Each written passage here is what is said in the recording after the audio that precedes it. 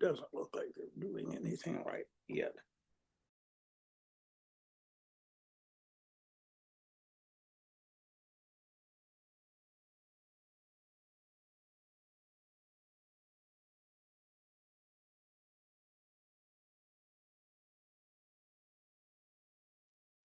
Are getting food.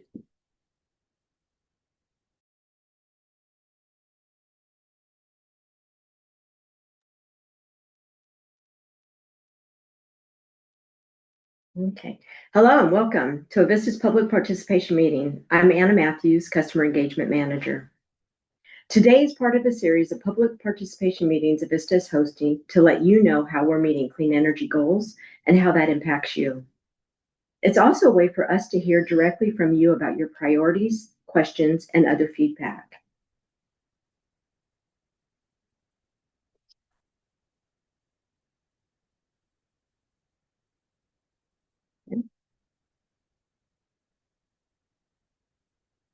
A little bit of technical issues here. This is part of the requirements through Washington State's Clean Energy Transformation Act, also known as CETA. Today, we'll be talking about CETA's draft Clean Energy Implementation Plan.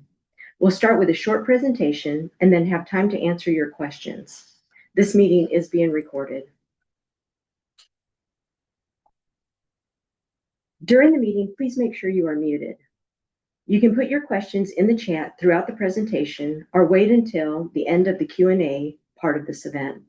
During that time, you can also unmute yourself to ask a question. We have enabled auto captions. To use that feature, select the Show Captions button on your control bar, and the auto captions are available in multi-languages. With that, I'd like to introduce our guests, Mike Magruder, Director of Integrated Planning and Clean Energy, and Kelly Dengel, Clean Energy Policy and Implementation Manager. We'll start with Mike to share a few words before we turn it over to Kelly. Thank you, Anna, and welcome everyone, and thank you for joining us today. Again, my name is Mike Magruder. I'm the Director of Integrated Planning and Clean Energy here at Avista. I'm proud to work alongside a dedicated team that plans, designs, and manages how we deliver energy, making sure our system can support new sources like solar and wind, and that it continues to serve our customers reliably. Our job is to balance energy needs with state regulations, all while keeping our customers' experience in mind.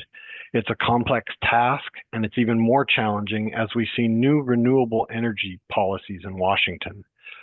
For example, in 2019, Washington passed the Clean Energy Transformation Act, or CETA. This law sets a bold target. By 2045, all electricity in the state must come from renewable or non-emitting sources. That's a big shift, and it affects all of us. The good news is delivering clean energy isn't new to Avista. As you may know, our company started more than 135 years ago and immediately began development of our first hydroelectricity project. You can see that first generation facility in downtown Spokane today, though it does look a little different. But there's still a lot of work and planning that goes into transitioning to an electric grid more reliant on renewables. To meet these goals, utilities like Avista are required to develop a clean energy implementation plan every 4 years. This plan is our roadmap. It outlines how we'll improve energy efficiency, manage demand, increase renewable energy, and engage with our communities and customers. Today, we'll walk you through the highlights of our new plan, but more importantly, we want to hear from you. This plan isn't just about power, it's also about people and the communities we serve. It's about ensuring that the energy lighting your homes and your businesses and supporting your communities is reliable for years to come. So please ask questions, share your thoughts, and help us shape a future that considers the unique needs of Washington customers. Now I'll turn it over to Kelly Dengel, Avista's Clean Energy Policy and Implementation Manager. Thanks, Mike. Good morning, or no, it's afternoon now. Good afternoon, folks. Glad you're here. I'd like to begin with information regarding Avista's regulatory model. Avista provides energy to 3 states, and it's really a balancing act between what customers expect in terms of safe, reliable, and affordable power, and what the state requires of the utility. In Washington, Avista is regulated by the Washington Utilities and Transportation Commission, with commissioners that are appointed by the governor. It's Avista's responsibility to comply with the individual state laws and policies, but it's the commission that determines if Avista is compliant. The commission also determines what costs can be recovered from customers through energy rates. Please consider this information as we discuss Avista's compliance with the Clean Energy Transformation Act. CETA was passed into law in 2019 and applies to all electric utilities in Washington state. Every 4 years, utilities have to create a clean energy implementation plan to demonstrate how they will comply with the law, especially with these 3 main requirements. First, the removal of electricity generated from coal is the first requirement, and Avista will exit its use of coal strip generation in Montana by the end of this year. The 2025 Clean Energy Implementation Plan, the thing we're talking about today, informs how Avista is making progress toward the 2030 carbon neutral electricity requirement. And by 2045, all electricity provided to Washington customers must come from a renewable or a non-emitting source, like a battery, 24 hours a day, 365 days a year, which is a big and lofty goal. In the second quarter of 2025, Avista's public meeting covered some other required specifics of the law, including the public participation plan outlining how we'll engage with customers through this process, and customer benefit indicators, those things that help measure how equitable and clean the transition to cleaner energy is. In today's public meeting, we'll talk about Avista's 2025 Clean Energy Implementation Plan and its primary components. Here are some terms I'll use throughout this meeting. I've also provided them on the applicable slide to help folks understand along the way. Here's an overview of the components of the Clean Energy Implementation Plan, and I'll cover each section in the subsequent slides, starting with named communities and customer benefit indicators, and I'll close with company initiatives. I'll focus on the primary components of the plan, and at the end of the meeting, you'll be given information to find where the full details of the plan are and submit any comments you may have. I'll start with named communities. Customers who are disproportionately and negatively impacted by housing or food or income insecurities, environmental effects, and other factors may be considered a named community. Under the Clean Energy Transformation Act, the primary data source for identifying named communities is this map, the Washington Environmental Health Disparities Map. It compares Washington communities using census tract data to identify disparities, including social, medical, financial, environmental, and more. Named communities are made up of 2 groups: highly impacted communities and vulnerable populations. The Clean Energy Transformation Act defines under the law what characterizes a highly impacted community, while a vulnerable population can be identified through the utility and with the help of Avista's required equity advisory group. For Avista, we have also added a third population.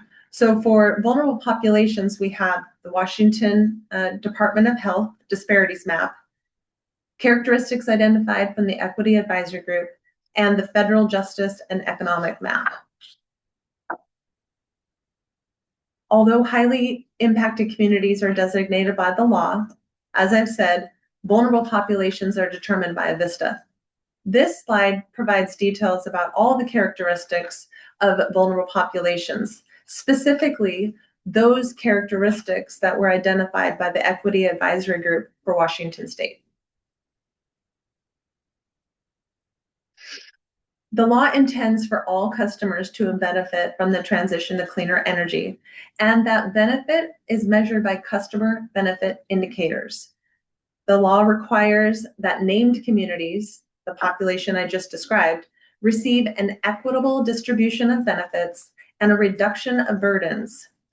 Often, these customer benefit indicators measure the impact of the change to all customers as compared to named community populations. The law requires metrics in the required benefit areas. Those icons listed across the top of the slide, from affordability to public health. Under the 2025 Clean Energy Implementation Plan, Avista proposes 13 customer benefit indicators, the items listed in the green boxes, and 54 associated metrics, which are not displayed on this slide. These metrics will be reported annually for all customers and, where appropriate, named communities. The delivery of clean energy to customers is the primary goal of the Clean Energy Transformation Act, with those 3 major milestones or requirements I mentioned at the beginning of the meeting. In this chart, the green bars represent the amount of clean energy that was delivered to customers annually under Avista's first Clean Energy Implementation Plan, the one Avista created in 2021. The dark blue bars represent what the company is proposing under the current 2025 Clean Energy Implementation Plan. You'll notice a gradual trajectory of increasing the amount of clean energy delivered to customers each year. By the end of 2029, Avista proposes that 76.5% of the energy delivered to Washington Electric customers will come from a renewable or a non-emitting source.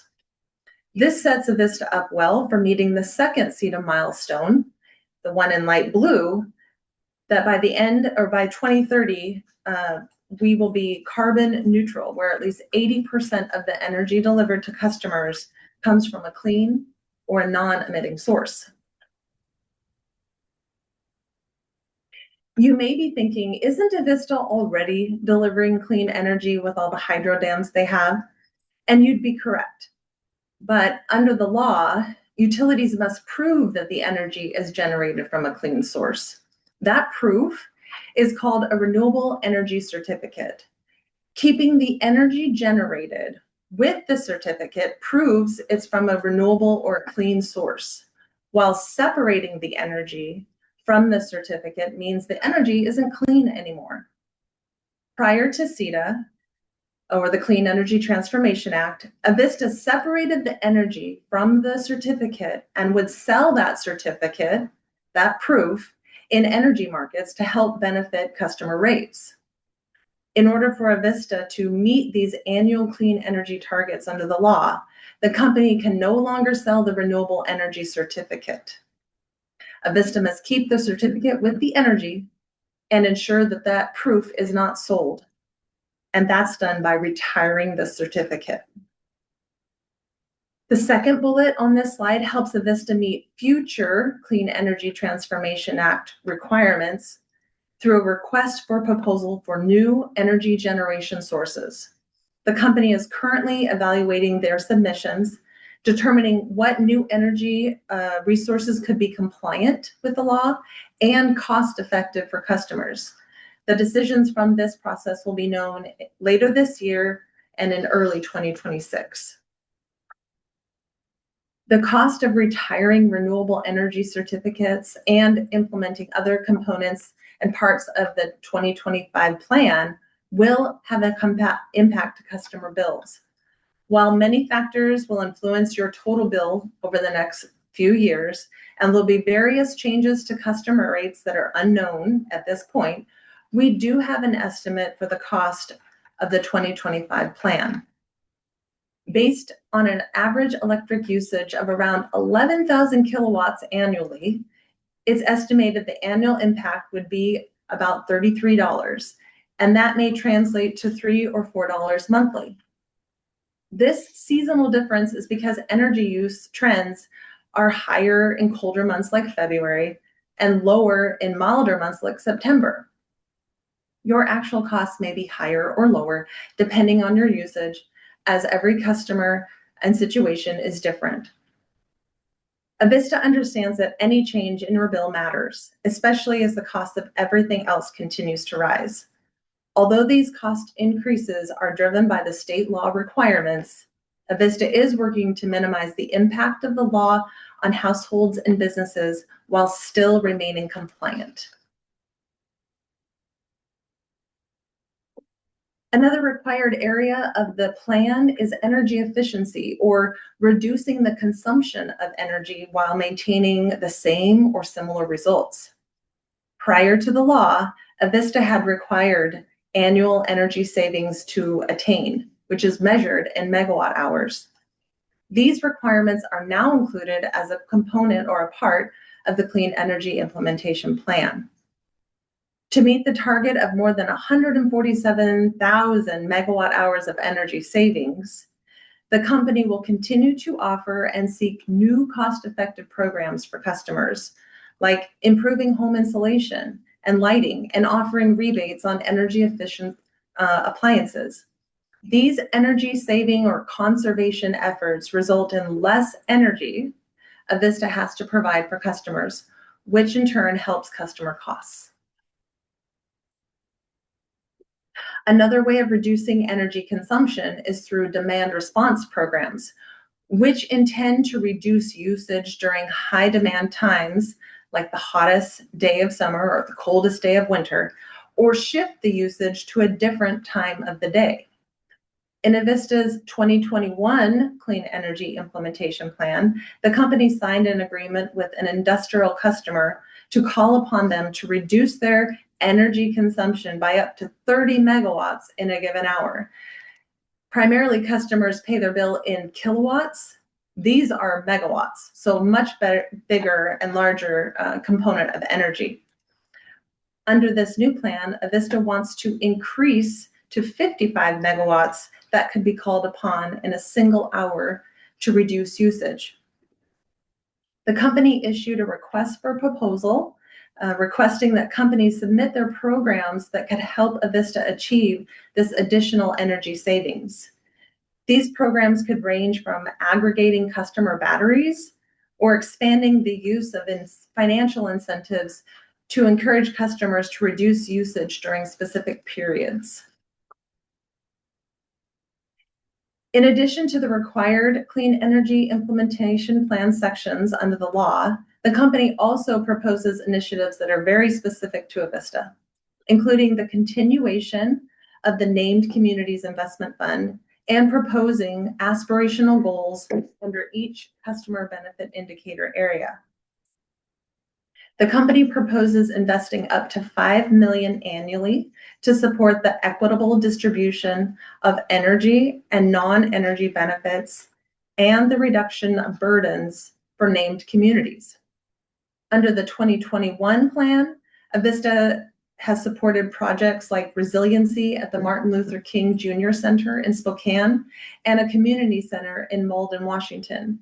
It's also included improving lighting and HVAC system for food banks and other nonprofit organizations across Avista's Washington electric service territory.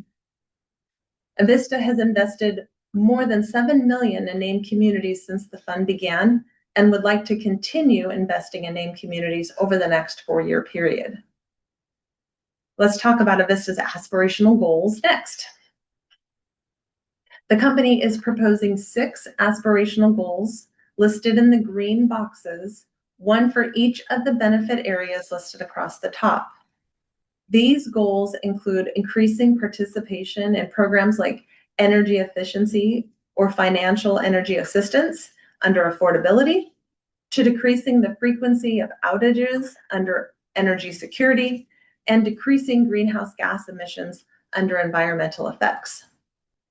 These aspirational goals are supported by various company actions throughout 2029.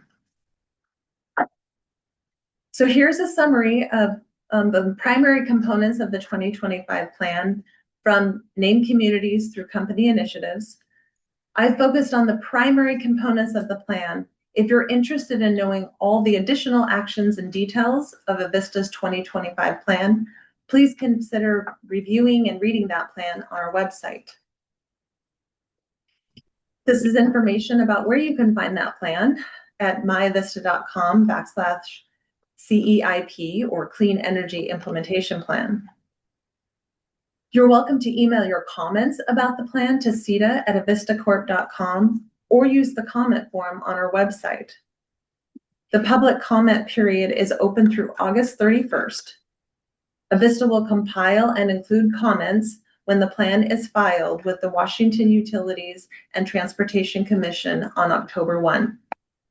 After Avista files, the commission and other interested parties will review our plan and determine if it should be approved as presented, approved with changes, or denied. Thank you for listening. Thank you for joining. And I think we have time for questions now.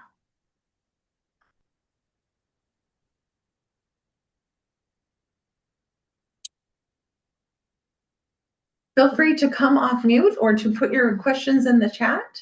We have people monitoring that for awareness and bringing things to the meeting. Thank you, Kelly. As she shared, we'll now open up for your questions.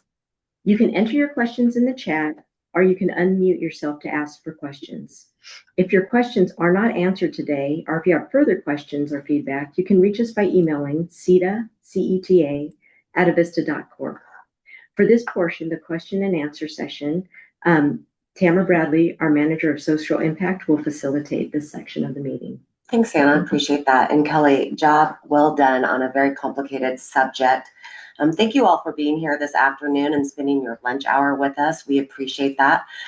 Deborah kicked us off, and so thank you, Deborah. She wants to know, how will Avista handle the cost of electricity that make windmills work so they can generate energy?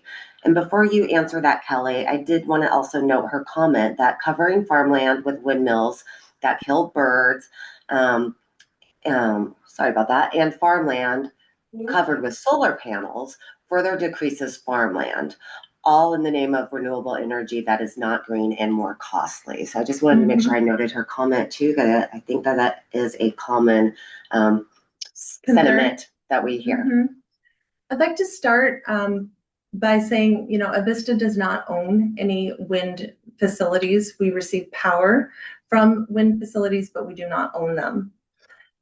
There is a cost to provide energy, and at times that is displacing some other thing, whether it be fish with hydro dams or public land and farmland with windmills.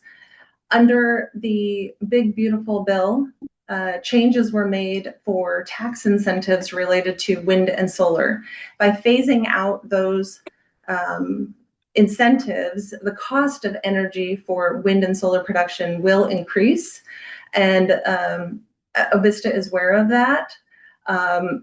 And when we make our choices for future resource selection, we will compare the cost of wind and solar with other resources and choose the most cost-effective yet compliant resource under the law. And under the law, compliant resources are those that are renewable and non-emitting. When you consider non-emitting, you have resources like batteries or nuclear, amongst others, and all of them come at a cost. So when Avista makes these choices, we will make choices that are compliant, but also that manage customer costs when choosing a resource. Thank you, Kelly. Steve has a question around AI. So he says, how are the computer AI and crypto mega users? So likely we're talking about data centers here. How are these users going to affect the goals for Avista and the rest of the customer base? Yeah, that's a hard one too. So today, Avista does not have any new large load customer like a data center that is using and consuming lots of energy. However, we receive requests for that quite often, and we have a process in place for evaluating the request and determining how much additional power, and yes, they consume power at the megawatt level, not at the kilowatt level, and ensuring that if they come online in Avista service territory in Washington state, separate if they're coming online in Idaho, but if they come online in Washington, they must be served with renewable energy.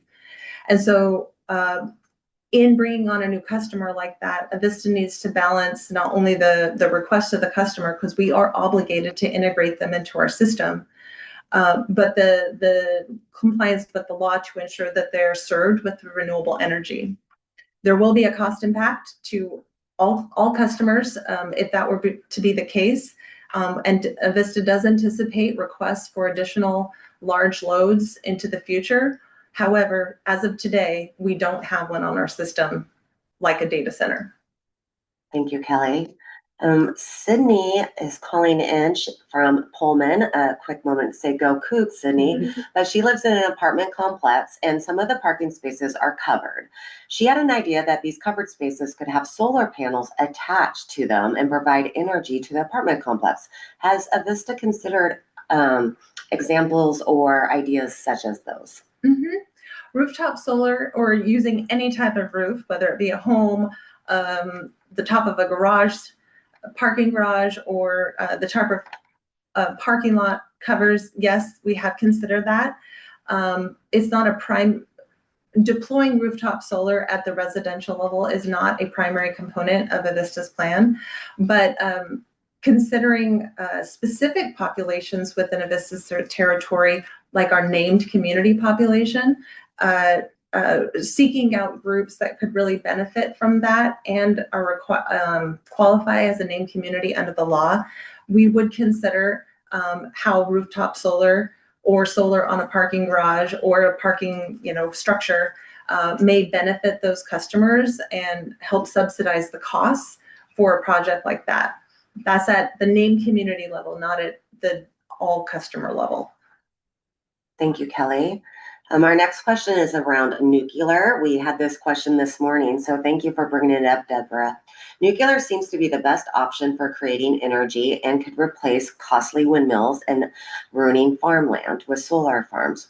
How is Avista addressing nuclear power, Kelly? So when Avista makes resource decisions, there's a lot of factors in that resource decision. What's cost effective, what's cost effective and compliant, and what's available. Do we have to build it? Could we buy it? Do we have transmission available to serve, get the energy from where it's produced to where the customer needs it? And all of those things create a complicated equation for making an answer.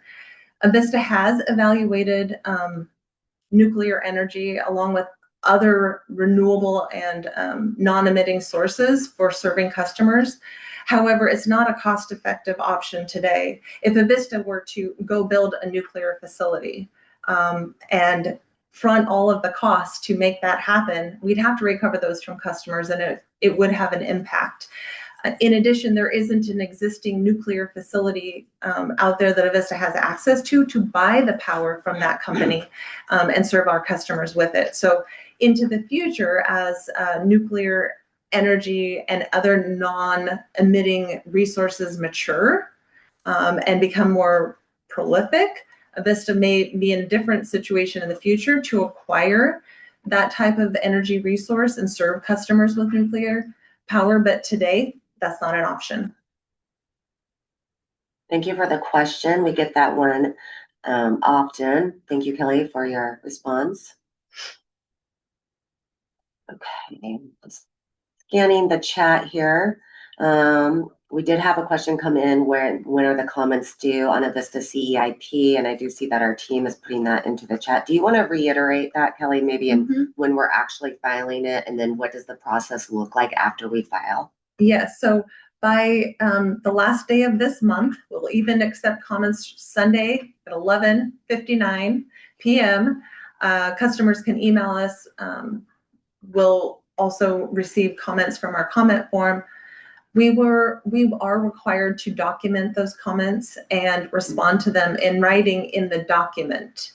When we file that with the commission, we will include all of the written comments, Avista's comments, and those will be part of the consideration by the commission for how they should proceed with our plan, which again is three primary options: approve it as presented, approve it with conditions, or deny it. Thank you, Kelly. Keep your questions and engagement coming. Thank you so much. We really appreciate the dialogue. You can also raise your hand and come off mute if you're more comfortable asking a question that way. As we pause here to wait for more questions and comments to come in, I was thinking it might be a good time, Kelly, to take a look at our first poll. Oh, sure. Which we had said, how many Avista public participation meetings have you attended before today? And so this is my first one, 55%. So again, thank you so much for joining us. This morning during our 7:30 session, 44% of our audience, it was their first time participating. Looks like 25% is they've attended 1 to 2 meetings, and then 3 or more is sitting at 20%. Thank you so much for your continuous engagement. We appreciate it. Yes, Avista does hold quarterly public meetings, all related to the Clean Energy Transformation Act or the Clean Energy Implementation Plan. So quarterly, we'll be coming back to you later this year with another update related to CETA. I hope you join us again. 100%. Kelly, what are all the different types of energy that we are trying to utilize in our plan? Our plan. Well, number one, our plan has a lot of hydro. And we have a long history of hydro generation that really is setting us up well for the compliance with this law. Second, we have wind and solar. And those are, like I said, contracted agreements where we're buying the power from other parties. And those really are the primary components. We want to avoid the use of thermal generation. So burning natural gas to create electricity. That is a component that we are trying to avoid. We're also trying to avoid and will avoid coal-fired generation. And I mentioned our facility in Colstrip, Montana, that we are exiting by the end of this year to be compliant with the law.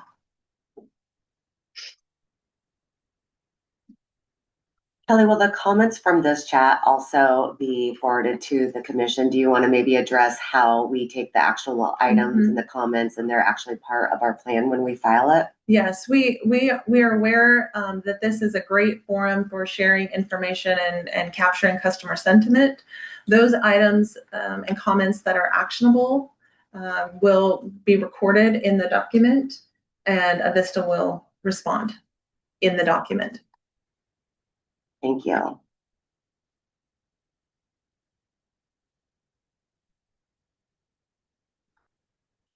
Okay, next question, Kelly. What about the use of geothermal energy from the Earth's hot springs? Yes, so geothermal energy is another one of those generation sources that is relatively emerging and new.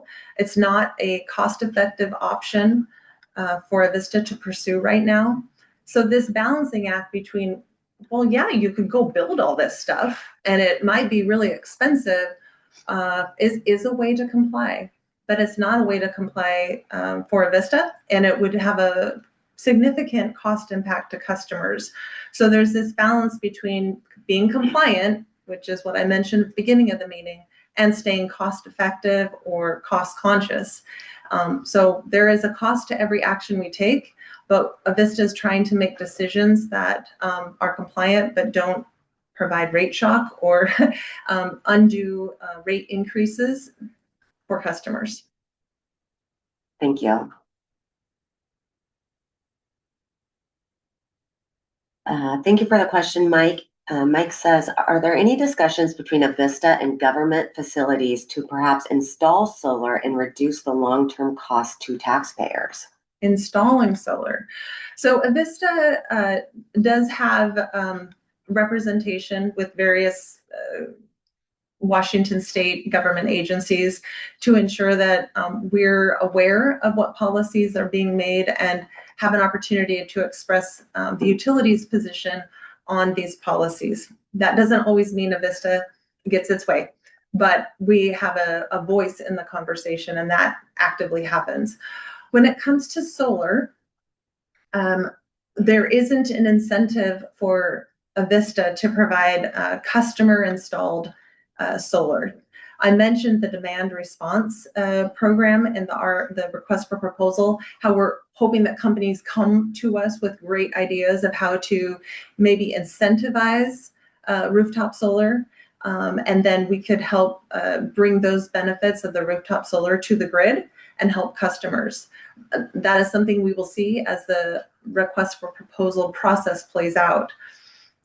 In terms of an actual government connection, though, in Washington State, there is something called the House Bill 1814, which incentivizes low-income solar installations for specific populations, known low income.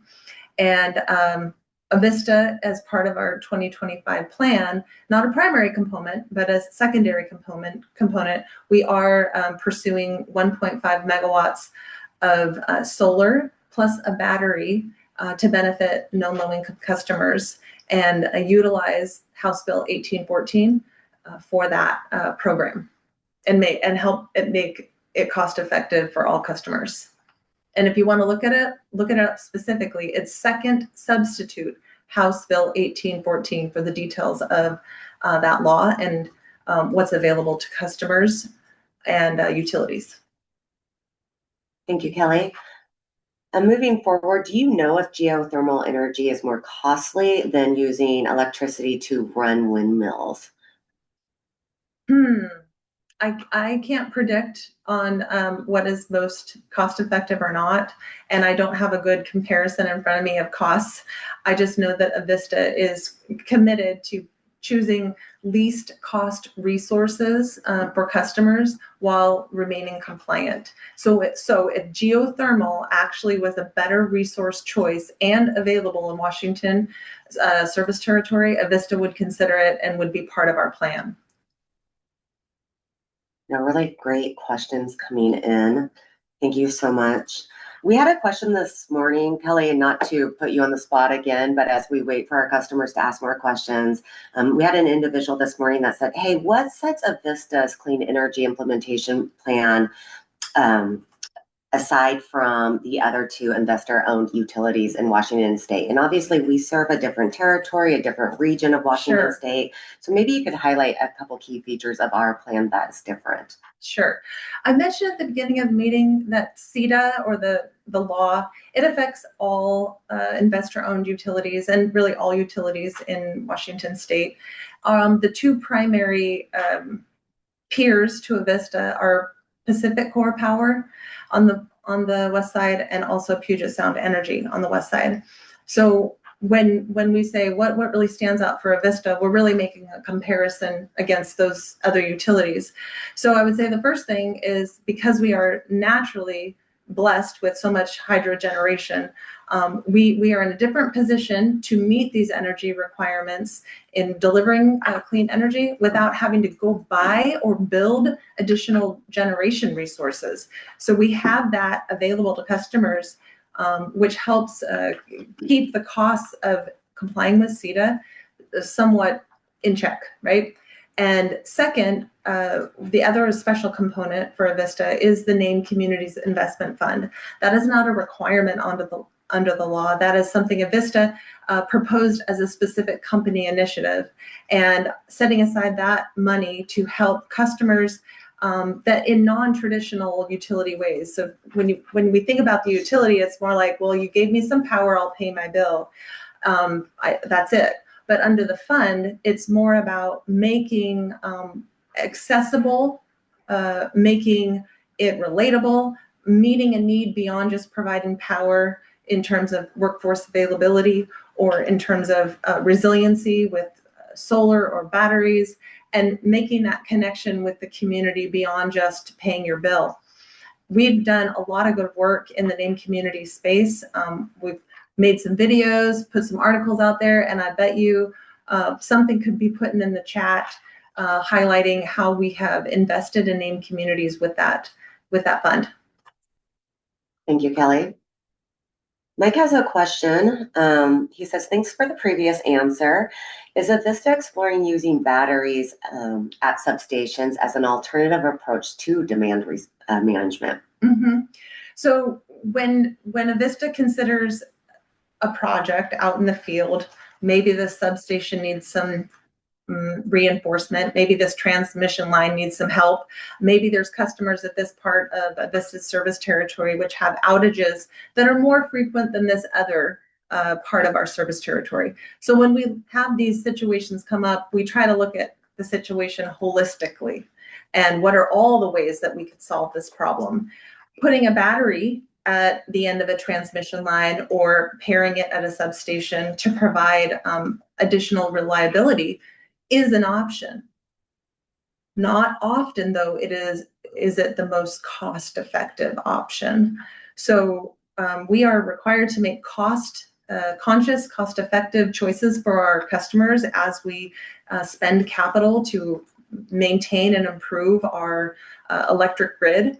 And so also, as a requirement of the Washington Commission, we need to evaluate and prove that we evaluated different options in solving the problem. And so today, we don't have batteries on our system that are primarily serving the majority of customers at a substation at the end of the transmission line. But we are making strides in smaller efforts in installing batteries. One example of that is the project that I mentioned with the House Bill 1814 and our installation of 1.5 megawatts of solar paired with a 1.5 megawatt battery. And we will continue to evaluate where batteries make sense on Avista's system and where they're cost effective in meeting the short and the long-term need. Thank you, Kelly. Turning our questions over to resiliency. Luke has a question. How does resiliency factor into our plan as a whole? Is the age and the health of the grid considered part of this plan? Wow, we got some good questions. We do. Okay, so when Avista and other utilities plan their grid, they are required to build resiliency into their plan. They don't build a transmission line so that it's always at 100% capacity, or build a substation that can only eke out enough energy to serve the right now need.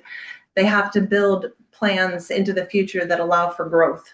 So inherently, resiliency, our ability, the company's ability to serve customers reliably with some amount of expanding and contracting energy as load of customers ebbs and flows, is naturally part of our plan, naturally. The part that gets us, though, is when there's outages, unplanned outages related to severe events, and how quickly can we, the utility, respond and restore power. And when those things happen, it's all effort, all hands on deck to try to restore power quickly to customers. In some event like that, that's where we want to focus on community resiliency hubs. And you'll notice that I mentioned the Martin Luther King Community Center battery and solar project that we're funding through the Named Communities Investment Fund. We might have a link in the chat specifically about that, but when a prolonged outage happens, or significant events that require community to come together, we'd like to support those resiliency hubs. So into the next CEIP, we'll be looking for our next plan, looking for ways to increase community resiliency for customers through these resiliency hubs, and continue to build out our system with enough elasticity. What is that called? Sure. Like elastic. Yeah, with enough elastic. Yes, that's a hard word. To ebb and flow with the need and not build everything right up to 100%. I hope that answered the question. I think you did, Kelly. Thank you so much. I just want to take a moment and recognize the communications team that's working hard behind the scenes here. You're seeing all kinds of links to learn more about specific programs, demand response, NCIF, our Named Communities Investment Fund. So just wanted to recognize our communications team. Let's see what other questions are coming in. Is Avista investigating the use of virtual power plants in this area? Oh, a virtual power plant. So remember when I said the demand response program and how we're trying to acquire new programs that would help us shift the usage of customer power or incentivize batteries for residential customers. That effort hopefully will build up some opportunity for Avista to aggregate all of these customer resources into what is called a virtual power plant.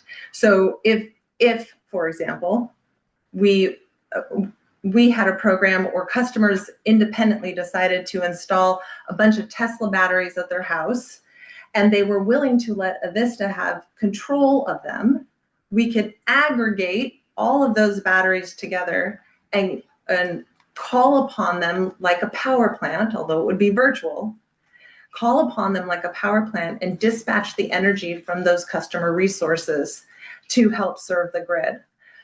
Right now, we are aware that customers have those solar panels or those Tesla batteries, but Avista doesn't have a program in place to, one, aggregate them and see if customers are willing to let us engage in that control. And second, we don't have a program to incentivize the installation of those.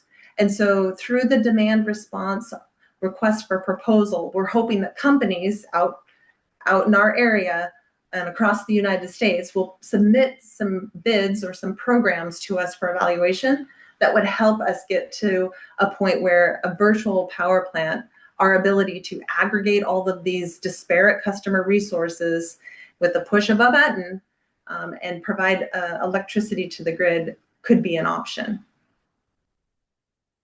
Nice job explaining that, Kelly. Virtual power plants are quite complicated. Mike has a follow-up here. Do you know if we have an analysis of substation batteries that's available for the public for review? Or maybe how might we put Mike in touch with a specialist here at Avista to talk more about batteries and substations? Yes, so we have a lot of advisory groups at Avista. I mentioned the equity advisory group. We also have a technical advisory group that helps us in long-term resource planning and decisions. We also have a distribution planning advisory group that helps talk about how the transmission and distribution lines are planned, substations are planned, and where the need is for the next project. And a battery in that mix is where information like that would be discussed at our distribution planning advisory group. So if you're interested in learning more, you can private message in this Zoom space, or you can email the CETA at avistacorp.com email address, and we can get you connected with either the technical advisory group or the distribution planning advisory group, where those two things are talked about. Thanks for the question, Mike. I will also note on our myavista/CETA webpage, as Kelly was mentioning, those different advisory groups, we actually have a brief description of how those advisory groups serve. So it's a good opportunity to review, and please let us know if you would like to join any or all of them. All of them. All of them, yes, yes. Lori's giggling, so I think she might be interested too. So thanks, Lori. I was thinking real quick, why don't we put up poll question number 2, if that sounds good to everybody, which is, which statement best reflects your understanding of Avista's clean energy implementation plan? Now, I know we had a 55% of folks were new here this afternoon, so I feel informed and confident. I'm understanding the basics. I still have questions, or I didn't follow most of it. Obviously, no right or wrong answer here. This is just a way for us to engage understanding and engagement. Also a way for us to know if we've done an adequate job of taking a complex and multifaceted requirement under the law and trying to make it personable and understandable to customers. Yeah, Kelly, and I think you mentioned this earlier, but we do have quarterly public participation meetings. They are on different subjects related to the Clean Energy Transformation Act. And so for our upcoming public participation meeting, which will be in November, we're actually going to be highlighting all things Named Communities Investment Fund. So if you want to learn more about how we invested into our communities with that $5 million through our Clean Mhm. Energy Implementation Plan. It'll be a great time to join, and that'll be in November. And again, those dates are posted on our website. Great plug. I just threw Tamara. that in there a little bit, Yeah. right? Okay, so maybe let's look at the poll results here. Okay, this is what we had this morning as well. So this is great. I understand the basics, 76%. And that is saying a lot because again, this is complicated and there's not one or two basics, there's several basics, right? And it's always great to see that people followed along. Mm-hmm. No one indicated that they didn't follow most of what we were talking about. That's nice to hear. We still have time for more questions, thoughts, and comments. And we will be staying on for the full hour until 1 o'clock, even if no questions are presented. We still want to make this space available for all comments and questions. Maybe there are those that need more time to process. We want to use the full hour. Thanks for mentioning that, Kelly.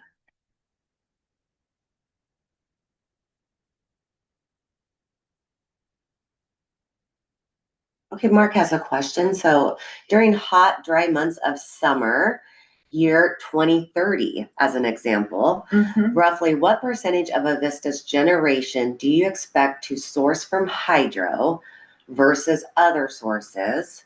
I'm wondering how much hydro generation will be constrained by water levels in reservoirs and what would cover base load generation if hydro is limited. And I know that we've been talking the last couple of days about our rivers right now and their levels. And so really, I think the question is, if hydro starts to decline, how will we leverage our other sources and what do we look like as a percentage? So I think the person asking this question knows a little bit about utility resources because he used the word base load. Yes. So agreed. So at the beginning of this presentation, I mentioned Colstrip. And that is a coal-fired generation facility in Montana that we will exit under the law by the end of this year. And primarily, Colstrip has served base load generation as a steady and a firm provider of energy for years at Avista and other utilities throughout the region, because more than Avista has participation in that generation facility. So when Avista has to no longer use Colstrip generation as that base load provider, then the question becomes, well, what's going to replace it? And under Avista's first clean energy implementation plan, we acquired additional hydro contracts. So went out into the world and said, what's available for purchase in our area that we could acquire and have transmission available to get it to customers. And so we acquired more wind and we acquired more hydro generation to help replace that base load. At sometimes, though, it requires using thermal generation. So burning natural gas to create electricity becomes a new base load opportunity for Avista, and has always been part of the equation, but with the removal of Colstrip may become more even important. And that is a firm push a button and it creates energy. It is reliable, unlike wind and solar, which is intermittent.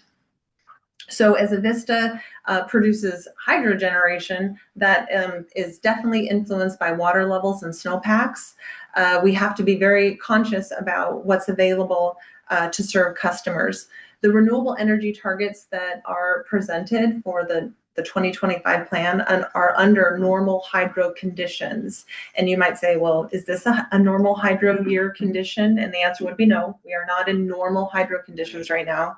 And again, there's always seasonality of the hydro. So in the spring, when the snowpack melts, we've got plenty of excess power that's generated.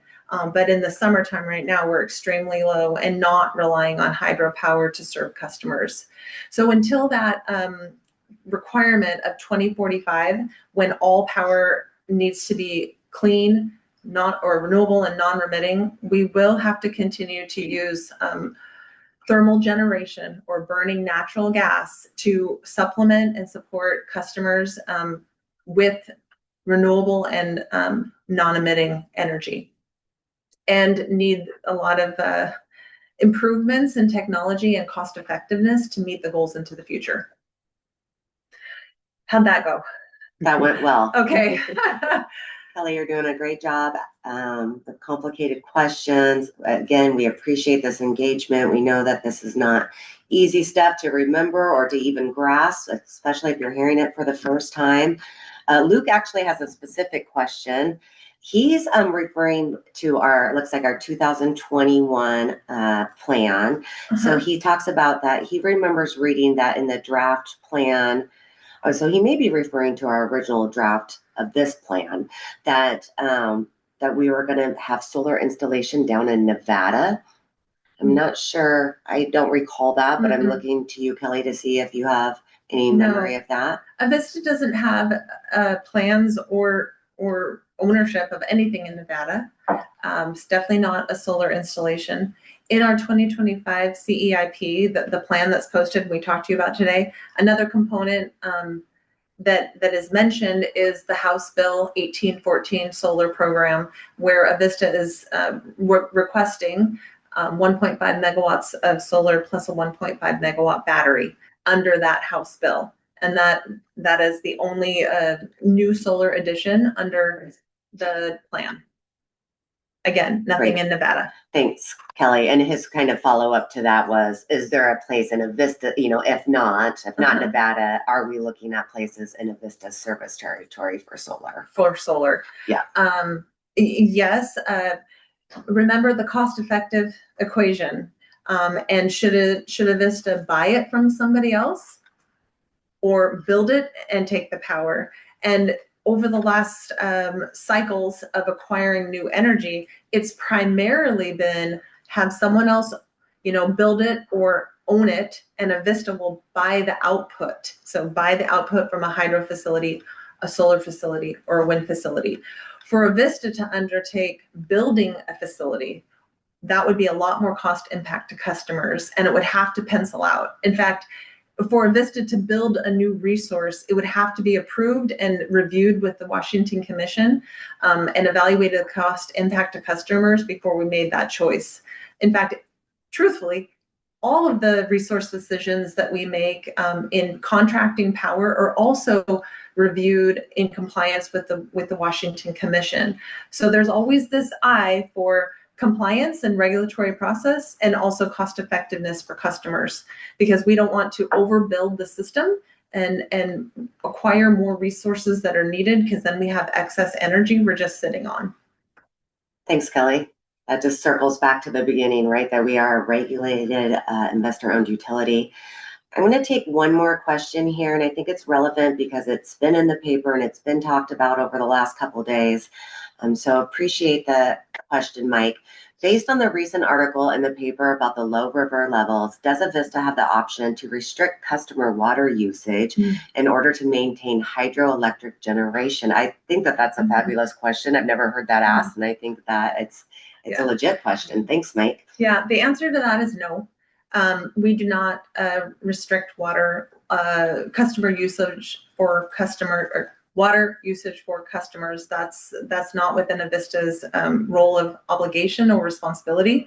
However, we do have an obligation to keep the Coeur d'Alene River or Coeur d'Alene Lake levels at a required amount of levels, and we use the Post Falls Dam to regulate those water levels.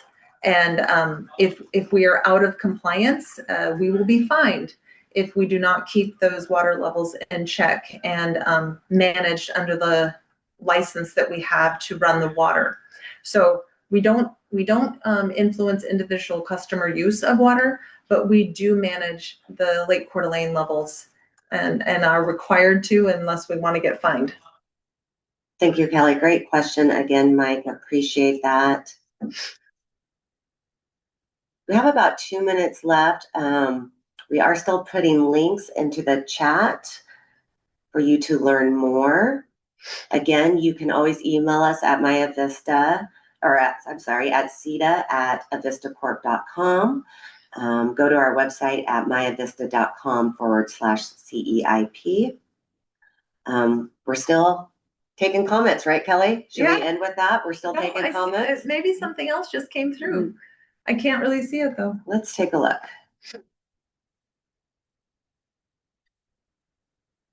So it's from Luke as a follow-up. If you refer to the 2025 draft plan, page 54, it refers to clean resource allocations to Washington from Boulder Park Solar, Nelson Solar, and Boulder Park Solar to Future Community Solar. So I think he was just adding to his comment there. Yes, we have some smaller scale solar projects within Avista service territory serving Washington customers. So I just want to take a couple seconds and say thank you. Thank you to Anna and Mike Magruder and Kelly, of course, for your explanation, for being here. Thank you to our customers, our partners that are on the line. I see commission staff is on the line. Thank you again for being here and listening. You want to learn more about our transformation to a cleaner utility? We do have a quarterly newsletter, and you can sign up for that at myavista.com. Lots of great content in there around CETA, but also other relatable issues. Comments, we're taking them all the time. CETA@avistacorp.com. Kelly, job well done. Appreciate you. Thank you. Thank you for being here. Yeah. Thank you for spending the lunch hour with us. And why don't you leave our customers with the same statement that you made this morning, because I absolutely loved it. Sure. My request to you is take a look at the plan, read it. And if you don't have time to read it all, just read the 3-page executive summary and let us know what you think. Thank you, everyone. Have a great afternoon and evening.